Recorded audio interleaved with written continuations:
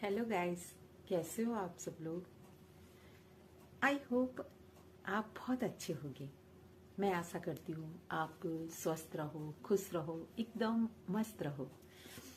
मैं आप लोगों से बहुत कुछ शेयर करना चाहती हूँ और चाहती हूँ कि मैं जो कुछ भी कहूँ वो शब्द, वो बातें आप तक जरूर पहुँचे। तो कहते हैं कि जीवन में आध्यात्मिक होना भी बहुत ज़रूरी है, क्योंकि उससे हमारा जीवन सफल होता है। एक बहुत ही प्राचीन कहानी है, मैं आज आप लोगों से वो शेयर करूंगी।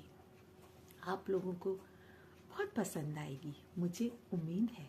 कहते हैं कि जब सृष्टि की उत्पत्ति हुई तो इस पृथ्वी पे सर्वप्रथम मनु और शत्रुपा अवतरित हुए। वो बहुत ही सद्मार्ग पर चलने वाले बहुत ही अद्भुत राजा बने। उनके कर्म, उनकी जो प्रेरणाएं थीं वो सभी को बहुत ही प्रोत्साहित करती थीं। उनका बहुत नाम था चारों तरफ, उनकी जय जयकार होती थी। बहुत समय तक उन्होंने बहुत अच्छे से राजपाट किया, बहुत आनंदित होके सारा सुख भोगा। लेकिन जब अंत समय आया तो उन्हें लगा कि अरे, हमने तो अपने जीवन में कुछ भी नहीं किया, कितना कुछ तो करना भी बाकी था, सारा जीवन यूं ही व्यर्थ गवा दिया। फिर उन्हें एहसास हुआ, हमने तो उस परम पिता परमेश्वर को कभी भी देखा नहीं जिससे ये संसार इतने ये सौगान करता है। तो उनके मन में विचार आया, क्यों ना हम उस परम पिता परमेश्वर की खोज करें। उन्होंने अपना राजपाट त्यागा और वो जंगल में जाकर रहने लगे। उन्होंने बहुत तपस्या की, बहुत पूजा पाठ प्रार्थना की, लेकिन भगवान ने उनको दर्शन नहीं दिए। उन्होंने फिर जंगल में जाकर घोर तप किया। उनकी तपस्या से प्रसन्न होके श्री हरि ने उनको दर्शन दिए। जब श्री हरि उनके सामने प्रकट हुए तो उन्होंने कहा कि हे तात, तुम्हें जो कुछ भी मांगना है मुझसे मांग लो।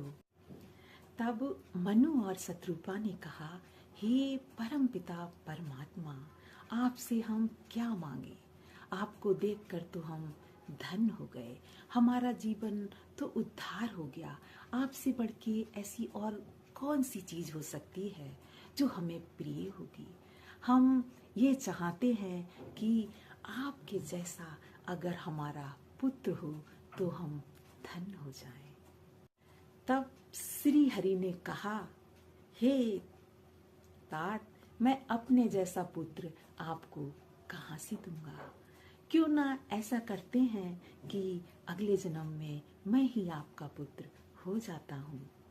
तब उन्होंने कहा, सारी प्रार्थना, सारी तपस्या हमारी धन्य हो गए हम, जो आप जैसा हमें पुत्र प्राप्त होगा।